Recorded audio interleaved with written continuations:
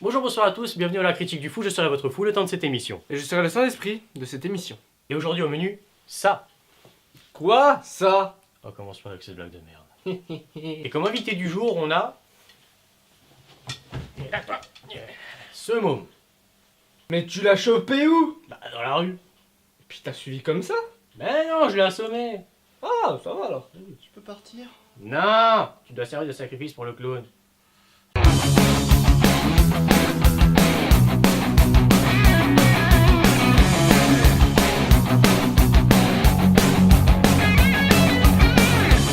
Ça est un film d'horreur sorti le 20 septembre 2017, réalisé par André Muschietti, bref, ce type. Adaptation du téléfilm des années 90, qui est elle-même une adaptation du roman de Stephen King. Bah pour le petit résumé, l'histoire se passe dans la ville de Derry entre 1988 et 1989. Une tempête fait rage, le petit Georgie joue avec son bateau en papier, découvre ça et se fait bouffer. Quant à son...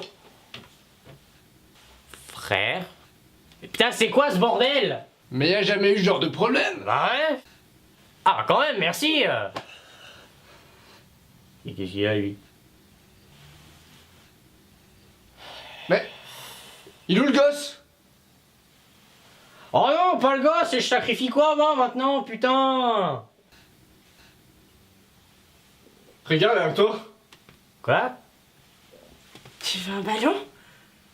Ah, c'est pas le bon clown. Il pouvait pas venir, du coup, c'est moi qui le remplace. Mais t'es qui? Sa femme, Clipsette. Hein? Bon, on a Gripset en invité aujourd'hui, hein. Qu'est-ce qu'il fait? Oh, on bouffe pas les présentateurs.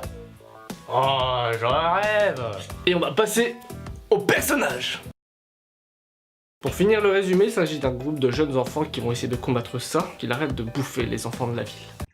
D'ailleurs, en parlant de groupe d'enfants, 7, vous avez bien entendu, 7 enfants, 7 personnages principaux. On pourrait croire que c'est un raté au niveau de leur développement, mais non. En même temps, si on avait pu en bouffer un ou deux en cours de route... On pourrait croire un raté, mais pas tant que ça, le film s'en sort vraiment pas si mal. Et donc sans plus tarder, on commence avec... Bill, l'enfant qui bégait, il a une détermination sans faille pour retrouver son frère. Bon, il y a un nom, on précise. Hein. Et pas mauvais. Bon, je peux finir? Merci. Il est le plus courageux de la bande de tout le film, il s'énerve quand on parle de la mort de son petit frère. En bref, le personnage n'est motivé que par la mort de son petit frère. Mike, le petit black du groupe, un peu peureux au début, mais lors de la séparation, on sent qu'il évolue, on sent qu'il devient plus mature, plus courageux, et ça, c'est bien. Richie, c'est le blagueur du groupe, il ne prend rien au sérieux. Le seul moment du film où il sert à quelque chose, c'est à la fin. Stanley, il est juif. En fait, il sert pas à grand chose. Ben, si petit, si timide, il a tellement peur de révéler son amour. Ah, il est si appétissant. Et il est aussi passionné d'histoire. Et cette passion me donne faim. Et on ne bouffe pas les présentateurs! Eddie, le petit-fils à sa maman, merci, qui est soi-disant tout le temps malade, bah mine de rien, c'est toujours lui qui est le plus proche du clown. Hein. Par contre, d'où tu t'en sors juste avec un bras cassé à cette scène?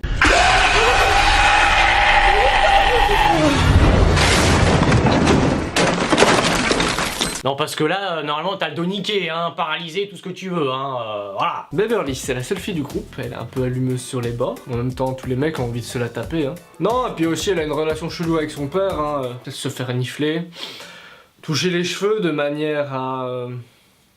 Elle se fait violer. Georgie, petit frère de Bill, mignon, innocent, il se fait bouffer au bout de 5 minutes de film, bref, on s'en bat les couilles, quoi. Et mon Gripsou, il terrifie ses victimes, exploite la peur des enfants, qui sont le seul à le voir.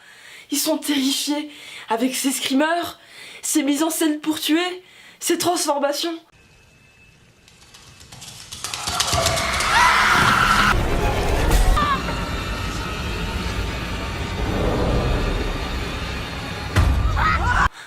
Il est parfait.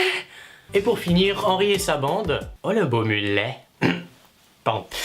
Donc, personnage détestable, cliché du caïd, un petit peu peur de son père qui est flic, hein, et il est violent. Genre vraiment, il hésite pas à tailler la chair de Ben. Hein. I call her names. Henry, please.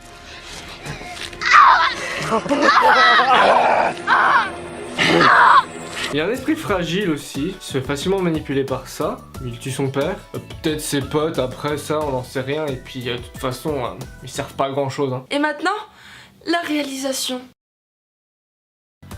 Tu veux un ballon? Casse-toi! Oh là là.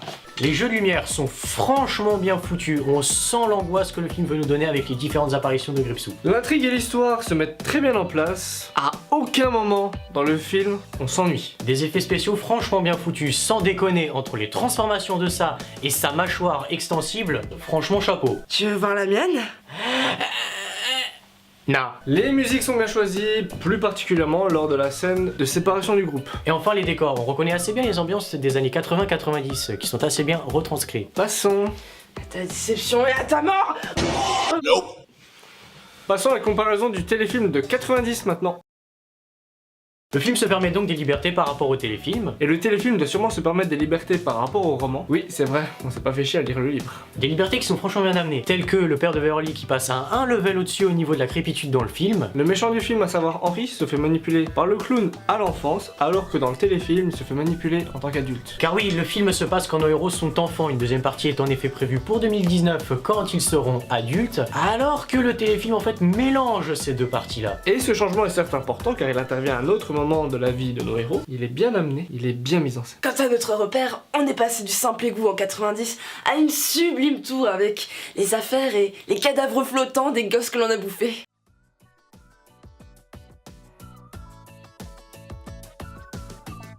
Même les personnages sont différents par rapport au téléfilm, les caractères principaux sont là, mais certains aspects changent pour donner un tout nouveau visage. Pour une personne qui a vu les deux versions de l'œuvre, c'est en aucun cas gênant car on s'y retrouve assez facilement. Certaines scènes sont plus gore que dans le téléfilm. Bon, certes, les techniques ont évolué, mais elles ont quand même pu être jouées dans l'époque du téléfilm. Par exemple, reprenons la scène du lavabo. On passe d'un lavabo plein de sang dans le téléfilm, un lavabo qui nous gicle tout plein de sang dans toute la salle de bain dans le film de 2017. Oups, pardon, c'est ma faute.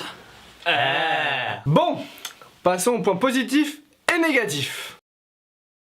Point négatif. Les sons. Les musiques sont bonnes, mais les sons sont tout le temps présents, ils sont chiants, ils sont tout le temps accompagnés des screamers de Gripsou. Screamers au passage, bien fait, mais gâchés par des bruitages intempestifs. Point positif. Les personnages. Nos hétéros, bien qu'imparfaits individuellement, forment un groupe qui se complète quand même vachement bien. Et le clown, mon dieu qui est cool, rien que le fait que nos héros le nomment ça prouve qu'il n'a pas de nom, pas de forme fixe, qu'il définit une peur et que ça le déshumanise. Il se met sous sa forme de clown pour appâter les enfants, les dévorer plus facilement, puis il se rendort, revient 27 ans plus tard pour tuer encore et encore. Attends, comment tu peux faire confiance à un type qui a une gueule comme ça? Et dans un égout en plus, hein. Non mais franchement, Georgie, t'es vraiment con, même pour un gosse. Hein. Mais en parlant de conneries, L'acte final. et après une scène de baston avec ça, On y reviendra plus tard. on a même le droit à une scène où nos héros triomphants du clown se font serment en se taillant dans les veines avec un putain de morceau de verre trouvé par terre. Tout ça pour se refiler le sida après. Et parlons de la scène de baston de fin. Elle est cool, mais le clown se fait grave martyriser par des gamins grâce au pouvoir de l'amitié. Ok, fallait qu'il ait un point faible, mais là il devient une grosse victime. Comment oses-tu? Non. La mise en scène. Comme dit précédemment, la réalisation est bonne, la présentation des personnages fait 20 minutes. Cela peut être trop peu pour 7 personnages, mais au final non. Ils ont chacun une scène de flip avec le clown. Bon, à part un Richie, mais lui on s'en fout déjà. Et au passage, le sentiment de malaise est souvent bien présent à certains moments, et de bons moments. Sur ce, c'est la fin de cet épisode, merci. Putain, tu peux lui foutre un coup dans la nuque? Et merde. Ah! Merci d'avoir regardé. Pouce bleu et abonnez-vous. Abonnez-vous. Abonnez-vous.